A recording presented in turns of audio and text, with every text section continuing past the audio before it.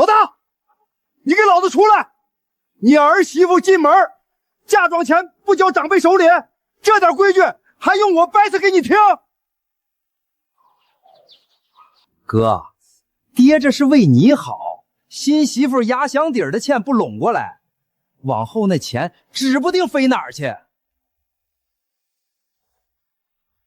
王大华，俺不管你娘家多牛气，进了杜家门就得守杜家规矩，嫁妆钱今儿不交出来。哟，这院里挺热闹啊。爷们儿，我刚才在屋里听了半天，有个事儿没琢磨明白。改口钱还没给我呢，咋就先惦记上媳妇压箱底了？改口钱那是啥？那是规矩。你杜家规矩是媳妇儿还没认亲，先得掏钱养长辈。你咋跟老一辈说话呢？二叔是吧？我刚才可听你在外头嚎半天了，咋的？我娘家陪嫁多少钱，你比我还上心？今儿趁着老街坊都在，我王大花把话撂直白，这个家的规矩打今儿起我说了算。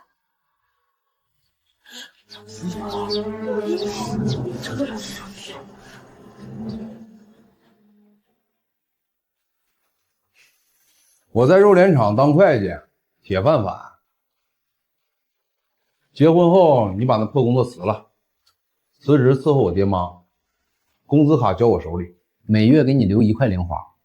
还有，嫁出去的闺女泼出去的水，往后不准回娘家瞎串门。你这是娶媳妇还是买使唤丫头呢？你疯了你啊！我可不伺候祖宗，回家让你妈给你捏双小鞋穿吧。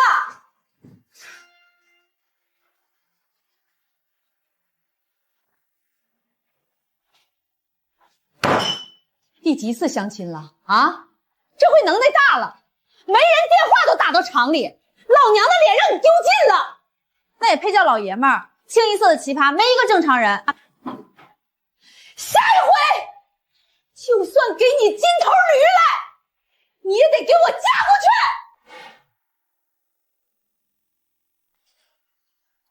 我相了100个男人，你是真尿性啊！坐下半个小时了，屁都不放一个。我给你倒茶。对不住。等一下，这是辽河好吃的馆子，老杨家猪肉炖粉条，老马家酸菜白肉，红旗街口老王头豆腐脑，三京路马大丫头馅饼。我都记下来了，以后想带你都吃一遍。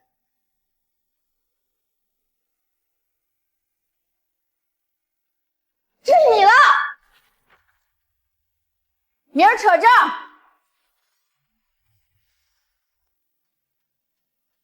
杜文若，你给我听咋了？往后这个家谁也不能熊咱。你爹让人熊，我找那人算账；你妈让人熊，我找那人算账。你让人熊，你就得自己挺起来，别窝囊。听见没？听见了。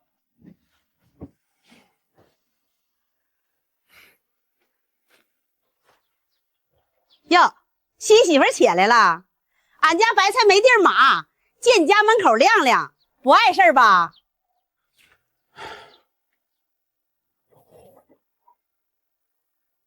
等着。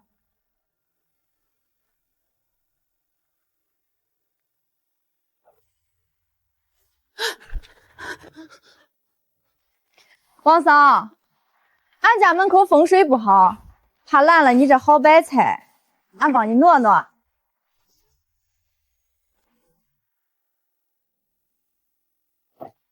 嫂子，灶王爷给俺托梦说了，门口堵得慌，别去，让俺给通通。杜家新媳妇，你干啥呀？你这白菜金贵，俺帮你搬，不过俺这人手粗，没个轻重。下回再乱搁东西，可别怪我这斧头不长眼。新媳妇咋这么糊？倒了血霉了。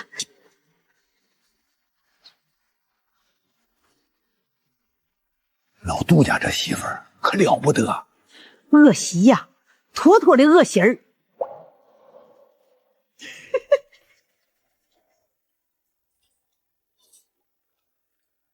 妈，这蛋你吃，不够妈再给你握。吃，跟个猪肝子似的，打架都挥不动拳头。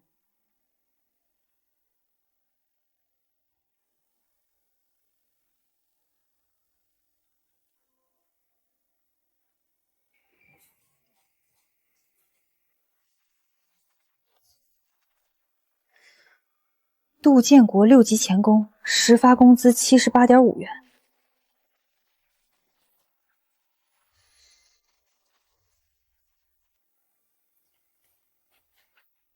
妈，我爸1个月挣的不算少，你跟我说实话，咱家伙食咋顿顿咸菜？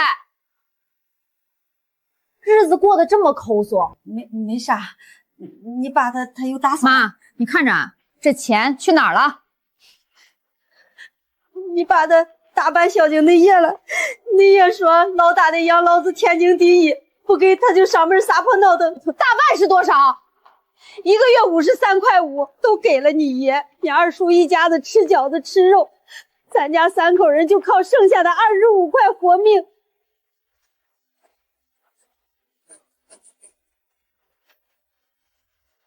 我爸挣的钱养着杜建党一家3口，自己老婆儿子啃盐菜疙瘩，你们就死扛！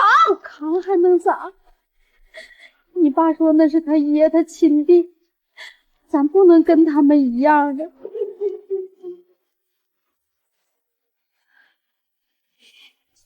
这事儿俺官定了。车姐，找俺爸说道说道。爸，你1个月挣那俩钱，大半都给你爹跟你老二家了。我妈跟你天天啃咸菜疙瘩，文若长这么大吃过几顿正经饱饭呀？那是咱爹，咱亲兄弟，我是老大，我不担待谁担待？你这哪叫孝啊？这是窝囊！爸，你孝顺你爹，那我肯定不拦着你。可你拿咱妈和文若的命去填二叔家那个无底窟窿，你自己摸摸说，这玩意儿公道吗？这个月1个字都不准往那边送，我把话给你撂这儿。你要是再这么整下去，这个家早晚都得散。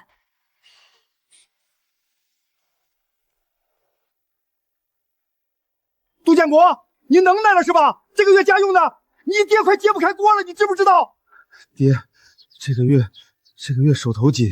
手头紧，哥，你是叫你家那个恶媳妇给管住了吧？大哥，让个丫头片子唬得连爹都不敢养了，越活越回去了你。我老杜家怎么出了你这么个怂宝？你媳妇坏规矩，你也跟着坏规矩，孝道呢，良心呢，让狗吃了。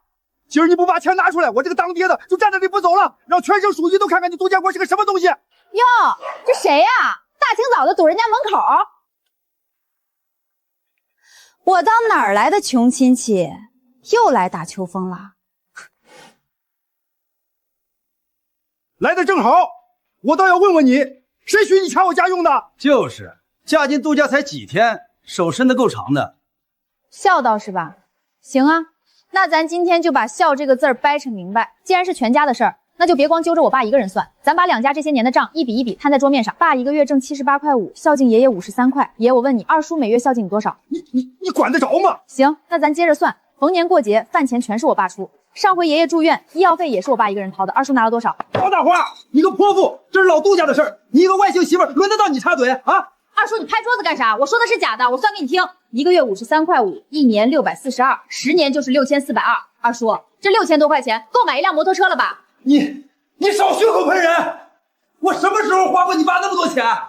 你没花，那你敢不敢现在就跟我去厂领导办公室，把两家账本摆在桌面上评评理？老杜家没你这样的媳妇，走，跟这种没规矩的泼妇没话讲。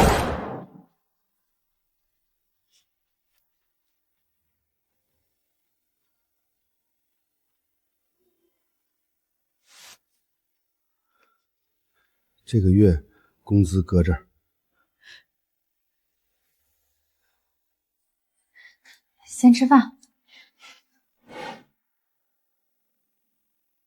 就是他，我跟你说，他婆家那边传出来的，脚家精一个，把老爷子气得摔门。真的假的？看不出来啊，平时笑眯眯的。知人知面不知心，听说还掐了公婆的家用，不让老人花儿子钱，毒的。你说你要报名下个月的技术比武？对，这比赛5年才办一次，全场几百号女工，前3名才有奖励。你拿什么跟那些老师傅比？我行不行？比了再说。初选在3天后，细杀断头截头，速度和质量双评分，别给我丢人。太要钱。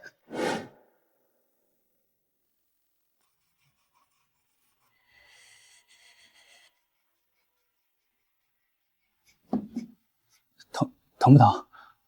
不疼。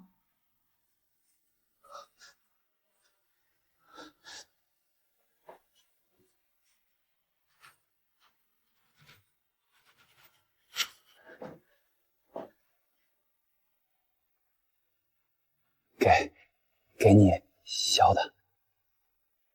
你能不能别老这样？我在外面替这个家跟人打仗，回来还要看你那副连话都说不利索的样儿，你就不能？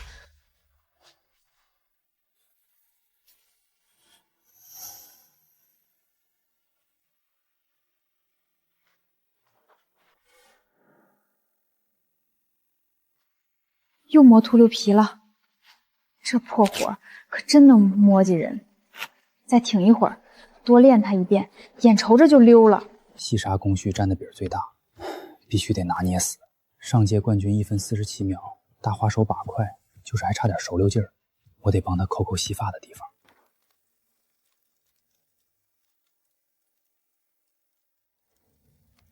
1分47秒。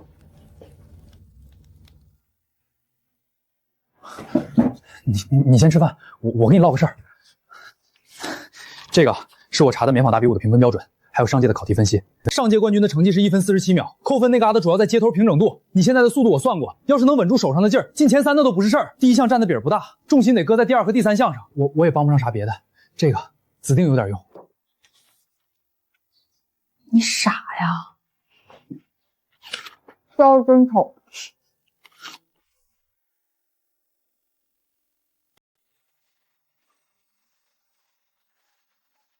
刘桂霞，后勤科李科长找你，搁食堂前面等着呢。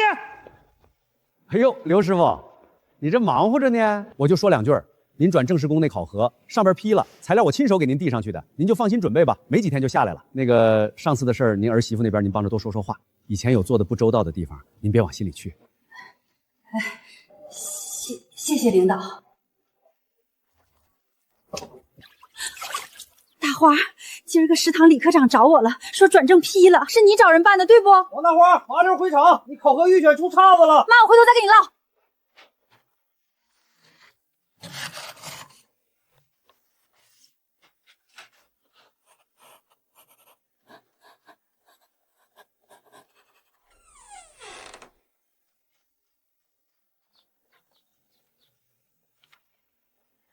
大花，你忙你的去，这回我自己个儿试试。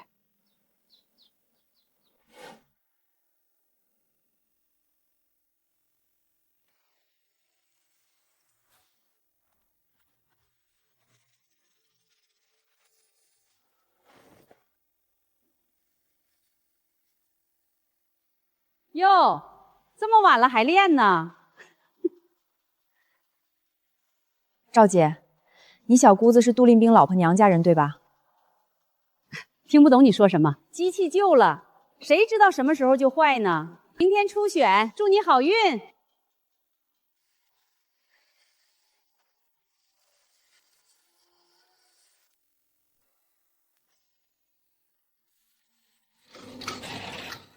这手比上次练的还快。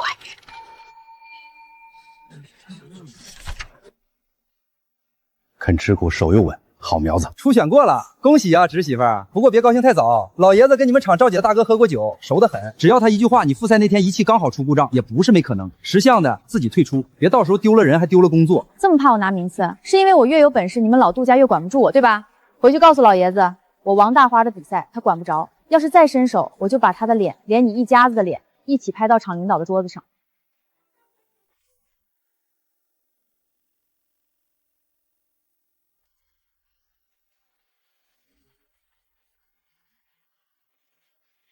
哥，您喝茶。实力搁这摆着呢，找谁都不好使。这速度太快了。建国，签喽。爹，这可是咱家祖宅呀！哥，你有宿舍，房子给我跑运输使唤使唤，爹是我伺候的，不欠你啥。文若那小子窝囊，撑不起咱家门面，家业就给老二吧。麻溜签。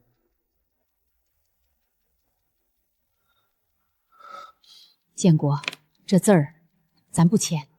桂芬，你胆儿挺肥呀！爹，30多年了，祖宅是建国的，也是文若的，俺不能让他这辈子连个念想都留不下。55棉纺技术竞赛的结果，第1名王楠，2名王大华，第3名李红梅。哎呦，大花回来了，第2名，第2名。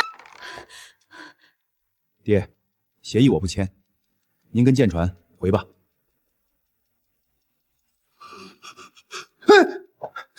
爹，咱先回去。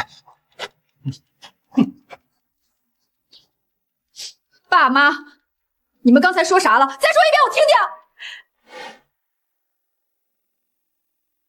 这杯啊，不是敬我自个儿的，是敬咱妈今儿个在咱家堂屋里头撂下的那几句话。别，我就是急了眼，急眼了说的话，那才是掏心窝子的真话。妈，今儿个你比谁都带种。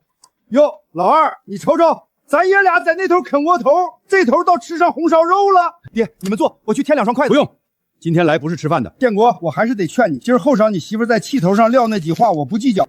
可这张东西你早晚得签。文若这孩子窝窝囊囊的，顶不起门，立不起户。他那个媳妇儿也是个不中用的，家业给你弟，你100年之后也算对得起列祖列宗了。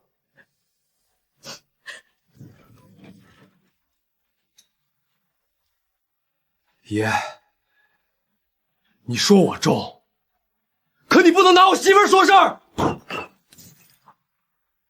我媳妇儿为了这个家，手上缠满了做可天，还得上机器比赛。我帮不上她忙也就算了，我要是还让这屋里头任何一个人当着我面说她一句不是，我就真不是个老爷们儿。爹，走，翅膀硬了，都反了。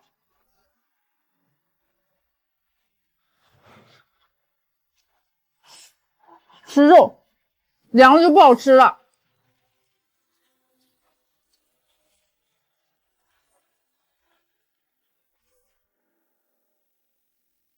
杜文若，你今儿个在饭桌上撂的那些话，我记心里了。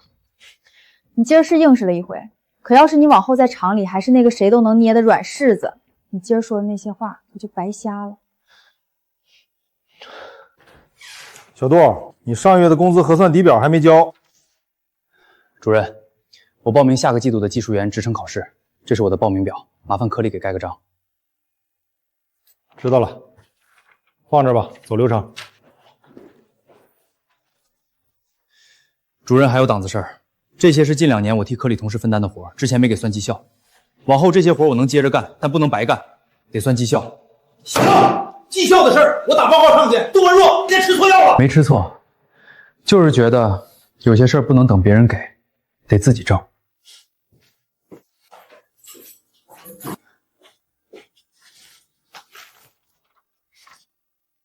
行啊，杜会计，长本事了，敢跟车间主任拍桌子了？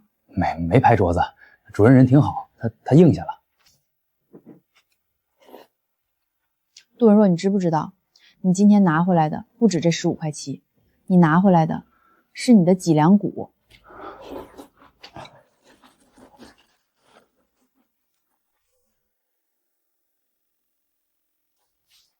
你还知道回来？你婆家那边都闹成啥样了？家属院里头闲话都传到俺们这边来了。啥闲话？杜舰长他老婆这2天挨家挨户串门，说你这媳妇泼的没边，把老爷子气得下不来炕，还说你这泼辣名声连你爹都给连累了。没啥大事儿，就是带的那个小徒弟让人给挖到别的组去了。车间里头分配料，这几回送来的都是次品皮肤。谁挖的谁分的料？挨了2回呲。赵姐，赵姐，她手咋能伸到机修车间来？他是老工人，跟供应科的人熟。再说了，人家冲的不是我，是你。赵姐跟我爹同在棉纺厂，她要使绊子确实够得着。跟你打听个事儿，赵姐她大哥在哪儿上班？他大哥，农机厂后勤科的，管废旧物资那摊儿，听说油水挺大，3天2头往咱厂仓库跑。农机厂后勤科，杜建林也在农机厂开运输车。赵姐的大哥3天2头往棉纺厂仓库跑，他来找谁？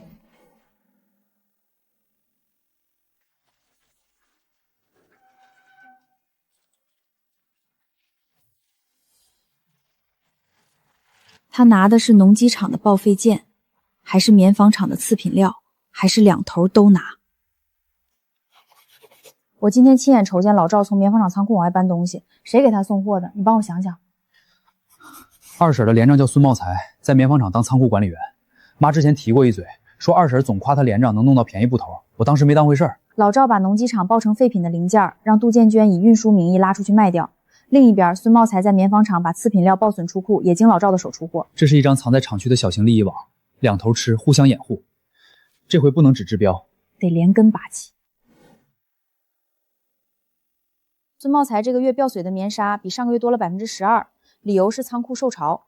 我这边农机厂上个月报废了37个型号的轴承，总数1200件，但实际入库封存的只有不到800件。400件的差额都写着运输途中损耗，签字的是谁？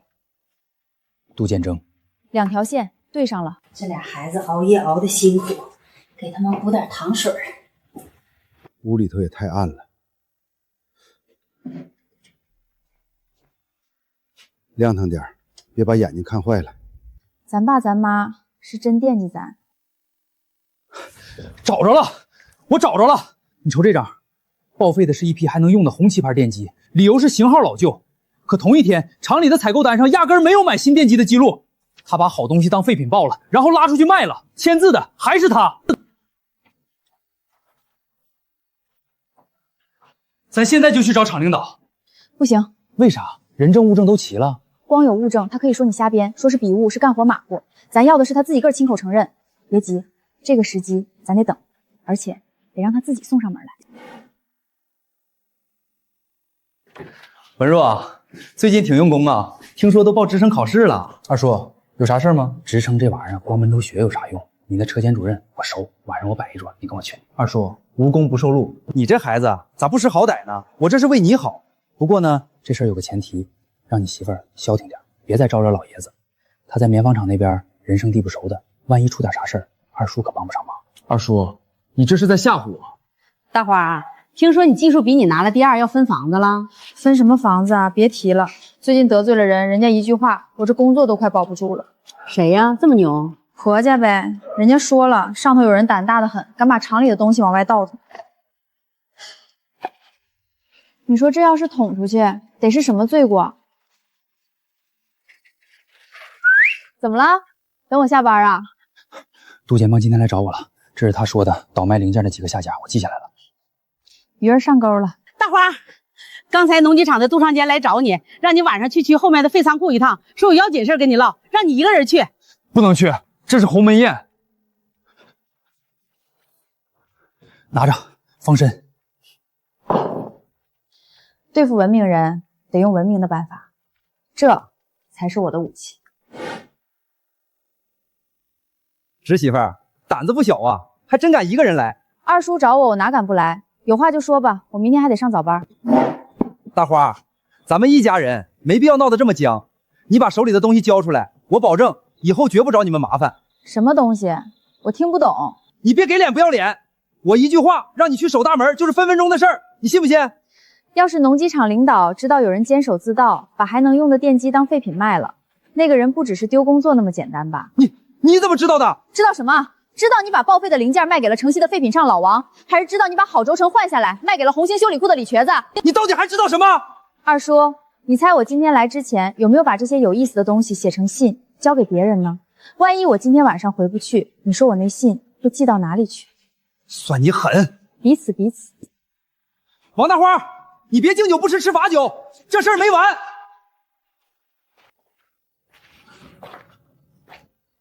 他没把你怎么样吧？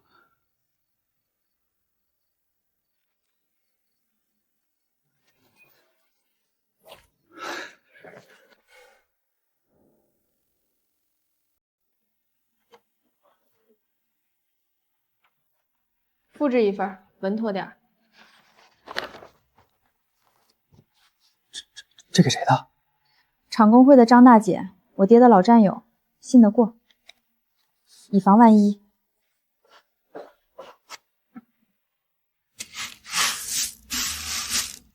李师傅，这账本咋换新的了？我记着上周来还是旧的。快拉倒吧！前儿个老孙也不知抽啥邪风，说旧账本让耗子啃了，非长老连又重新抄了一本。前儿个？对，就前儿个黑天，他自个儿在这加老半天班。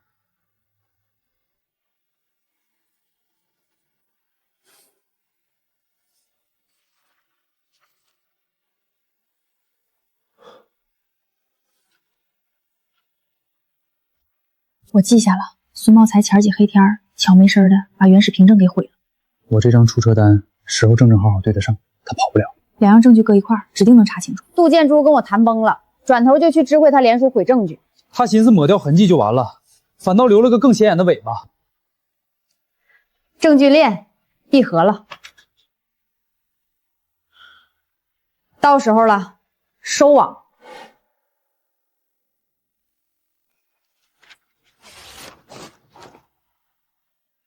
明儿个，我把这玩意儿交给咱车间主任。不好使。为啥呀？你那个车间主任跟杜金家一个酒桌上面哥俩好呢，我那个车间主任跟赵姐是屯里一个疙瘩出来的。这材料交到他们手里头，用不上半天就得被压下来，闹不好直接就没了。咱得绕开他们，直接给他捅到天上去。你的意思是，厂办？不止，是2个厂的厂办。你交农机厂的，我交棉纺厂的，一块地，叫他们想互相通个气儿都来不及。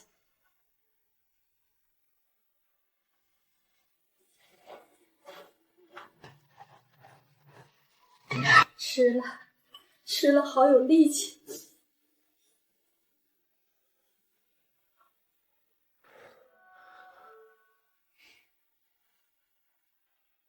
马跑走你的，可别给我掉链子啊！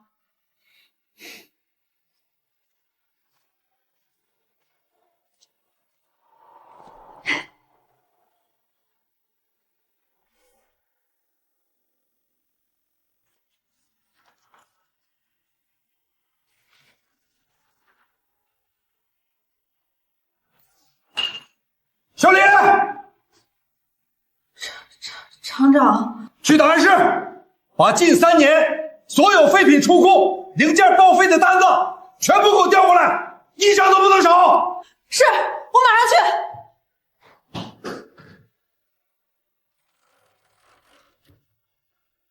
喂，棉纺厂老王不？我老李，我这块收着个挺有意思的玩意儿，瞅这架势，咱2家都得拾掇了。听说了没？农机厂和棉纺厂成立了联合调查组。好家伙，今儿一早车都开到咱们院里来了。可不是嘛，我看得真的。杜建群直接从车间被叫走了，他那个联系棉纺仓库的老孙也让人带去问话了。我就说吧，这事儿小不了，肯定是老杜家那个新媳妇捅出去的，真是个扫把星。你懂个屁！那叫为民除害。杜建华他们干的叫什么事儿？活该！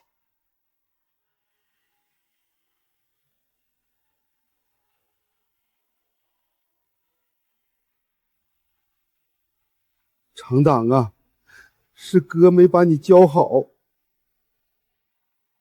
建国，趁热喝了吧。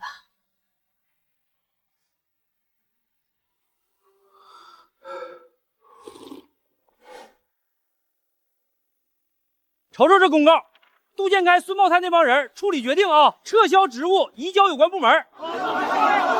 头天卖就他，听说贪了好几万。呸！臭不要脸的，自己吃的满嘴流油，他哥家连肉都吃不上，啥玩意儿？爹，喝点粥吧。你满意了啊？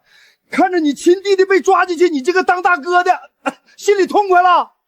我早就说过，那个女人是个祸害，她一来，我们杜家就完了，完了。爹，建党他是自己走的歪路，跟大花没半毛钱关系。往后我每个月按时给您送养老钱，但多的1分都没有了。您保重身体。从今往后，咱们家的钱咱们自己管。这个家的规矩打今儿起我说了算。我说的规矩是人得像人一样活着，吃饭，都愣着干啥？海南、杜建国、王大花，你们害得我家破人亡，你们给我出来！没天理了！大婆子个外人，把自己亲弟弟送进去，你们心是石头做的咋的？现在要是有个三长两短，我们娘仨还咋活呀？李红，你老爷们犯事，关人家建国大哥啥事儿？你给我闭嘴！都是你们一伙的！要不是那个姓王的狐狸精进门，俺们家好好待。让一让，麻烦让一让。王大花，你这个坏种，你坏俺家老爷们儿！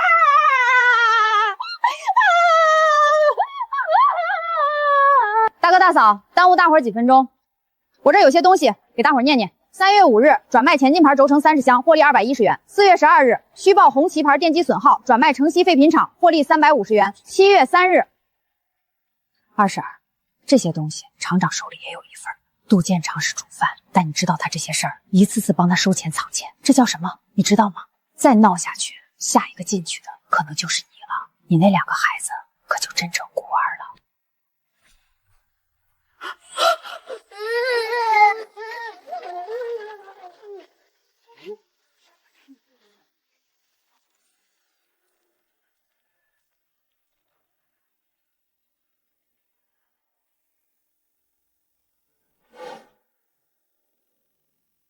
哎呀，这步走得好！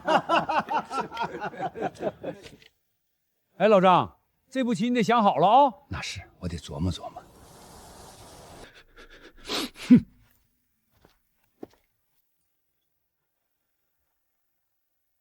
建国，咋了？哪儿不带劲儿？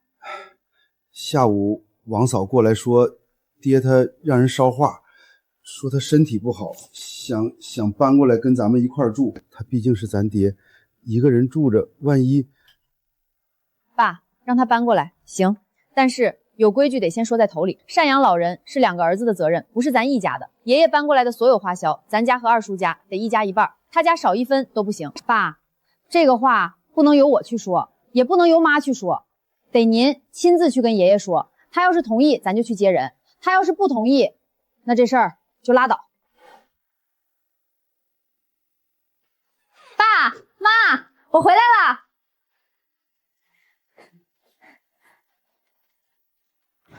爸，你手咋了？这咋整的？妈，前几日在车间让机器给捎带了一下，不碍事儿，养几日就好了。怕你那边事儿多，就没告诉你。对不住。傻闺女，说啥对不住？多大点事儿？你自个儿挣的人就得扛事儿，扛事儿就顾不上小家。妈懂，你爸当年也是厂里的技术桌子，不管别人咋说，他一声不吭，把活干得漂漂亮亮的，全车间没有不服他的。大花，你得学你爸，光会拍桌子只能治个标，把本事攥在自个儿手里，别人才一辈子都踩不到你头上来。妈，我记心里了。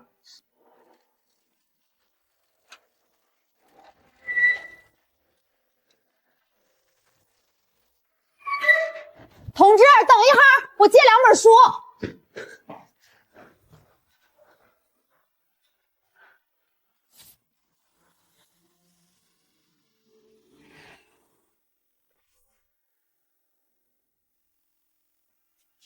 这屋子一股子霉味儿，窗户还朝北，我这把老骨头是让我天天喝西北风咋的？爹，这屋朝阳那间给文若当新房了，这间是家里头最大的一间了。爹，您先喝口热粥，暖暖身子。吸的都能照见人影儿，这是人吃的东西吗？在老二家，我早上吃的那可是鸡蛋糕。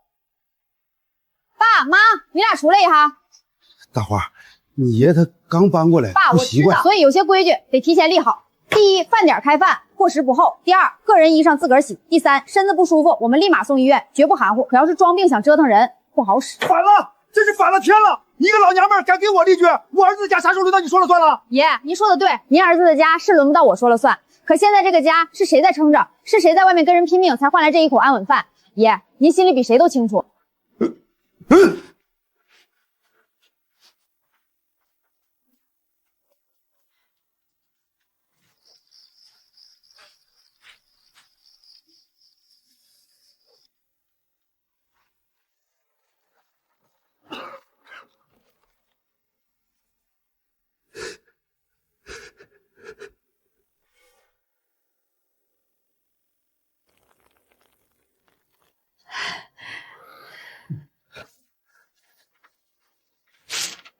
爸妈，大花，我的技术员职称考试过了，下个月我就能转到技术科去了。哎呀，行啊，你杜文若，我这也有个事儿，厂里通知让我下周去市里参加系统内的技术标兵培训，为期半个月。啥时候走？东西都拾到好了吗？哎呦，得赶紧瞅瞅还缺啥路上带的，市里头东西贵。家里头有我呢，你放心去。哟，老杜家这是开大会呢，一家人整整齐齐的，真精神。晒太阳。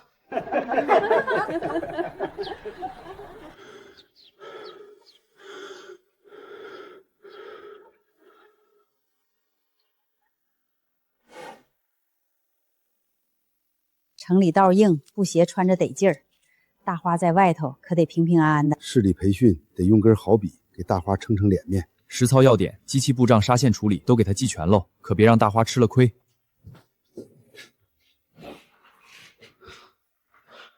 路上看看。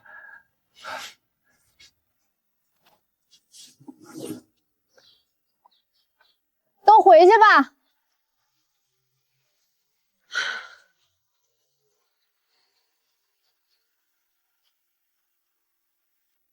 新来的，哪个厂的？辽河棉纺厂，小地方啊。我叫赵玲，红星棉纺厂的。我可跟你们说明白了啊，咱这一趟目标就是第一。你们这些底下小厂来的乡巴佬，就当是开开眼，陪着过一下子就行了。是骡子是马，拉出来溜溜，话别颠兑太早，小心咬了舌头。骗啥的啊！王大花那个扫把星一走，你们就想赖账了是不是？我男人还在里头遭罪，你们倒好，关起门来过好日子，你们得赔我们家的损失。杜建国，你总算出来了，今天不给个说法，我们娘仨就死在你家门口。贵妃，去把居委会的张主任请来。张主任，您给萍萍这个礼，建党做错了事儿，上头白纸黑字写的清清楚楚。他现在跑来找我要赔偿，这叫啥事儿？弟妹，你要是再这么闹下去，搅得我们家过不安生，那就不是请张主任来这么简单了，我就直接报案，告你个敲诈勒索。爸，今儿个辛苦了。人呐，总得硬气一回。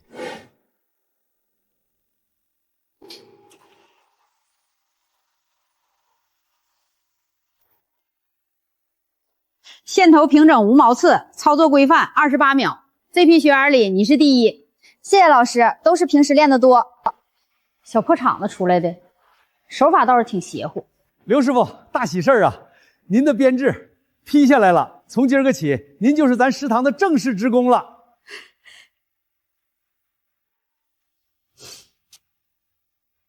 老杜，干你的活去又瞎琢磨啥呢？班长，我琢磨了老半天，咱这前后工序搭配的不合理，要是把第3道和第4道调换一下，起码能提个1成。哎呀妈呀，老杜今儿个咋不一样了？还敢跟班长支棱起来了？3、4道一调换，物料就顺溜了，还能少废料。我翻来覆去算过，最少能提1成。大花，妈转正了，这辈子头一回能挺直腰杆领工资了。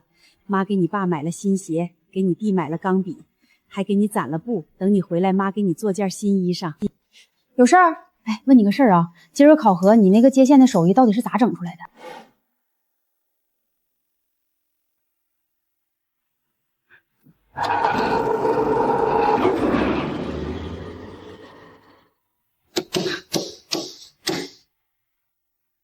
动啊！你给我动啊！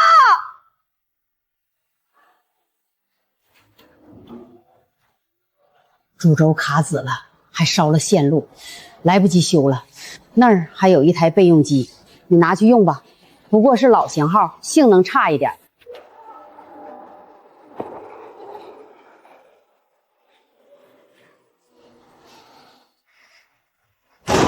你干什么？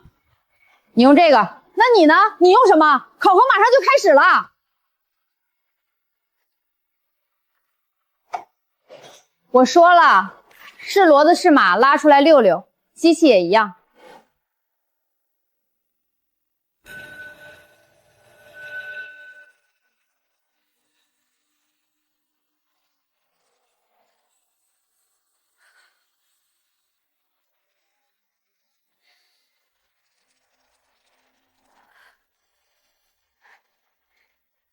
王大花用时3分28秒，接头平整度优。赵林用时4分15秒，接头平准度良。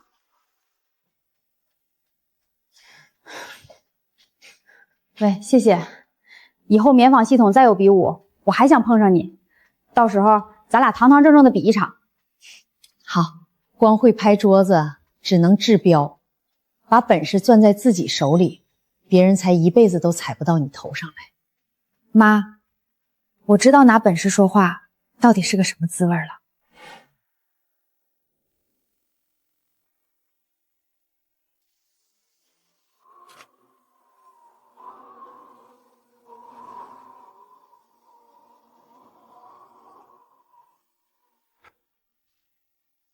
冷不？哎呦，我的大花可算回来了！瞅瞅，都瘦脱相了，在外头指定没吃好。回家。哎呦，我们的大标兵回来了，快来瞅瞅，这气色就是不一样。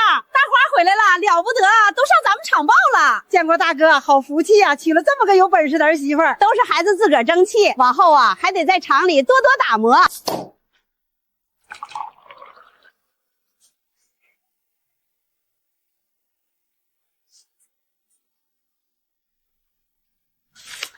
我也拿了个奖，厂里会计技能比赛3等奖。行啊，咱俩现在算是双吃狗双奖状了。往后咱俩一块儿越来越好。我不在的时候，家里没出啥事儿吧？没，都挺好。爸现在是车间的红人，提了好几个改进建议，班长都采纳了。妈也转正了，食堂的人都敬着他。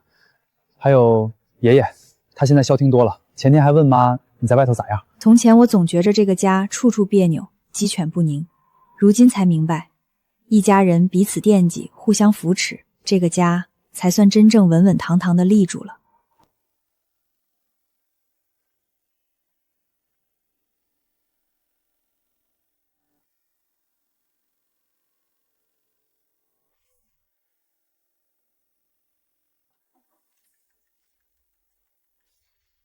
爹。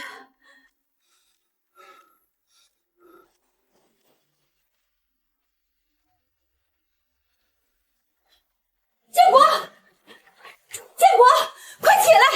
爹发高烧了。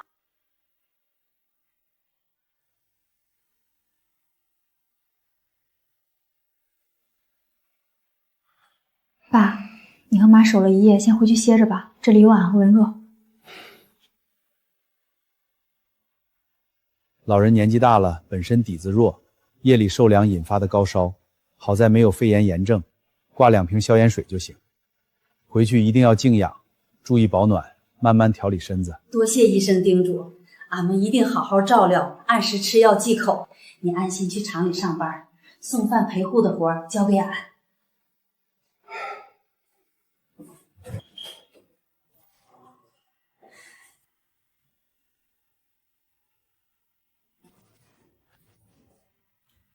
爹，吃点东西吧，热乎的。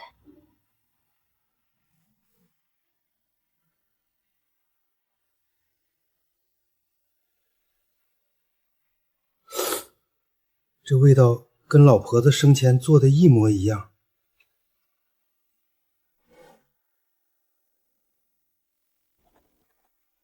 王二，把全厂科级以上干部的档案，还有这3年里头得过市级以上荣誉的职工名单，都给我搁这儿拿来。是厂长。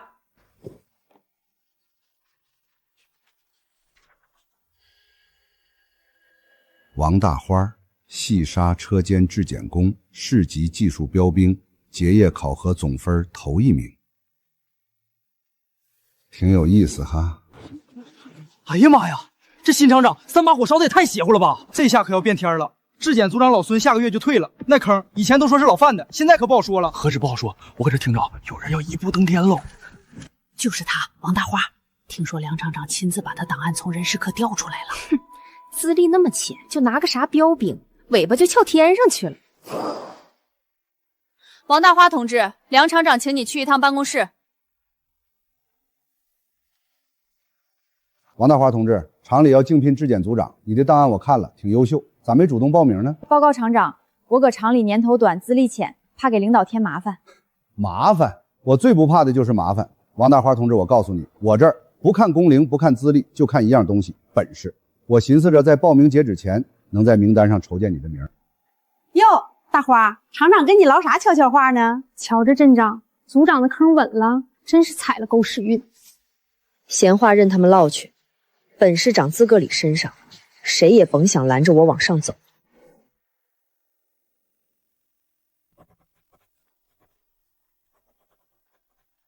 厂里质检组长要竞聘，我报名了。需要我干啥？你啥也不用干，好好上班，按时回家吃饭。这回是我自个儿的账。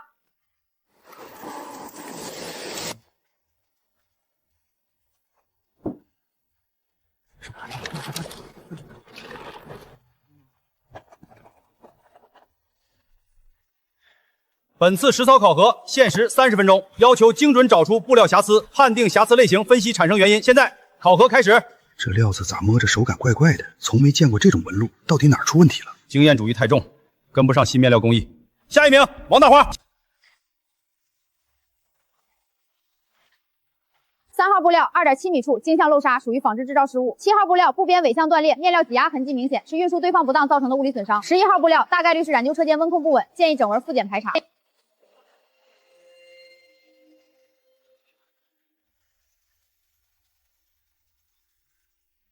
我的妈呀！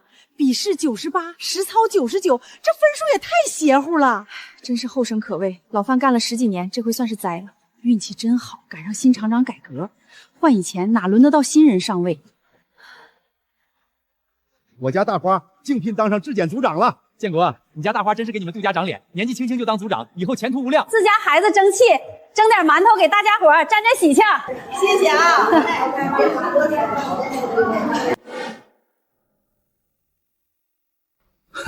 一个黄毛丫头，不就是运气好，搁市里拿了个啥标兵吗？真让他管事儿，他懂个啥？就是咱在车间干活的时候，他还穿开裆裤呢。范哥，这组长本来该是你的。哼，这块布漏剪了，在3米2的位置有一个夏威的跳纱。哎呀，那么小的点儿，谁看得见呢？哎呦，手呲溜了，王组长，麻烦您给搭把手。我不点名，大伙儿心里都明镜似的。我上任到这会儿，天天搁那儿记谁偷奸耍滑，谁糊弄质检，这表上写的溜明白。干活得凭良心，上班守规矩，别把厂里制度当摆设。这表每月一换，贴公告栏上，数据透亮，奖金挂钩，谁整事儿拖后腿，全组人都瞅得见。以前的破规矩烂毛病，到今儿个拉倒，在我这儿就认数据，不认人情。散会。老范，那批出口去苏联的订单咋回事？对方抽检说咱的布料有油污逼点，要退货。不可能啊！我亲自带人检了3遍，绝对没有油污。交期就剩最后1天了，要是找不着原因，这批货砸手里，全厂1年的奖金都得泡汤。你担得起这个责任吗？不是布料的问题，是这台机器的轴承有轻微漏油，油渍被高速运转的纱线带进了布料里，肉眼根本看不出来，但高温熨烫后油渍就会显出来。把这台机器的轴承换了，所有这批布料全部重新过一遍低温显影，就能把带油渍的挑出来。我服了。爸妈，大伙儿看。哎呦，这得花不少钱吧？厂里会计技能比赛，俺拿了第2名，这是奖品。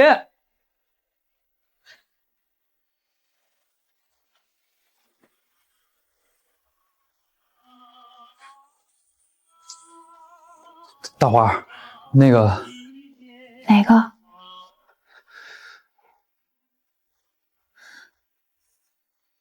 能否就是就不去爱你，也能后退一步就放弃。你属熊的呀，踩散了。对不起。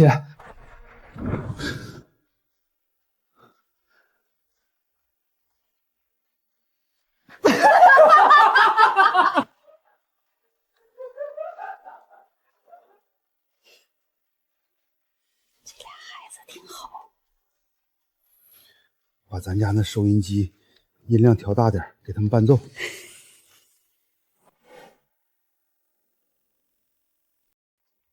王大花，二叔有啥事儿啊？有事儿，我活没了，老婆孩子跟人跑了，我现在就是条过街老鼠，全是你给害的。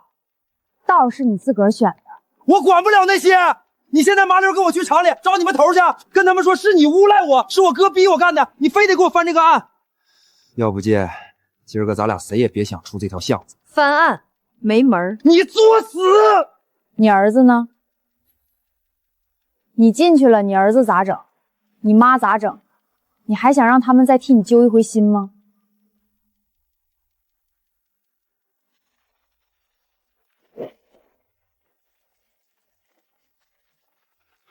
王组长，大花，你咋样？没事吧？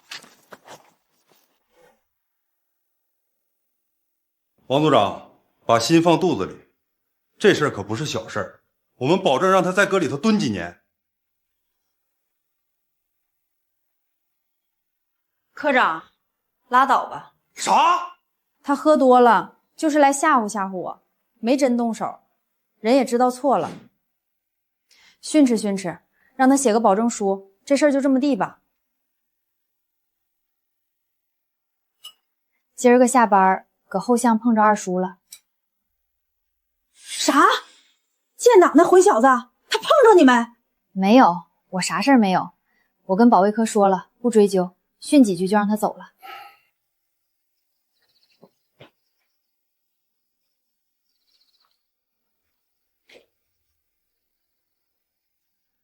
让你受屈了。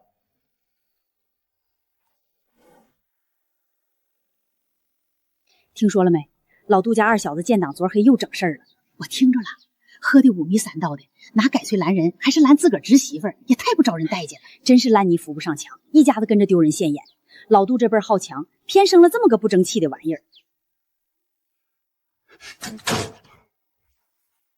滚犊子都给我滚！让我一个人死了得了。文若，你快去瞅瞅你爷。爷咋的了？你爷知道你二叔那事儿了。你也来看我笑话？滚！我不是来看你笑话的。从小到大的，我最怕的不是你偏向二叔，也不是你骂我窝囊废，我最怕的是你从来不拿正眼瞧我，就好像我不是你亲孙子，就是个多余的。我窝窝囊囊20多年，我自个儿也寻思这辈子就这么怂下去了。直到大花嫁过来，是她让我知道爷们儿得有脊梁骨，是她让我明白家不是靠忍着让着换来的，是靠自己一拳一拳打出来的。这个家现在有我，有我爸妈，有我媳妇儿。你要是还想认咱们，就把这碗粥喝了。你要是不认，你是你，那从今往后，咱们是咱们。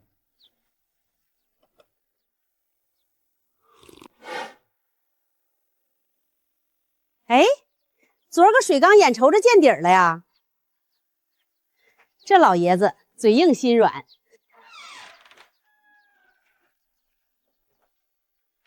哟，杜大爷出来晒日头啦？妈，这是你爷留下的，说是他攒了一辈子的私房，还说让咱们拿着给家里添点脚骨。兜兜转转，磕磕绊绊，这个家总算是真妥了。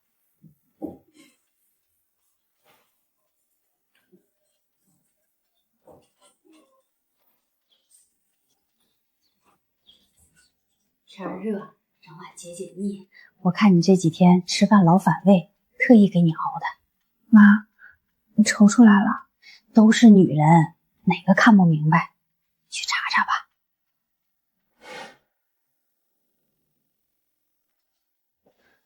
月假晚来多久了？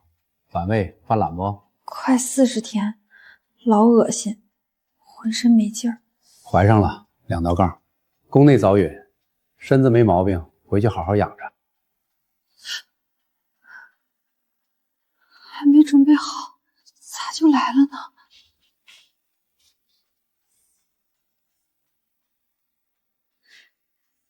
傻丫头，愣啥呢？怀上是好事儿。妈，我心里直发慌。你连一大家子烂摊子都能整明白，还带不好一个娃？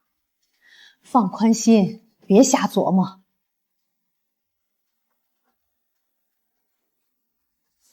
杜文若，我跟你说个事儿，我怀上了，医院查的2道杠。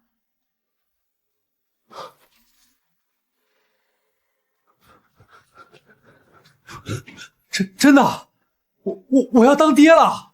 大花，你放心，往后重活我干，家务我包，我再也不让你累着半分。知道就好，以后不许给我怂，不许让我受气。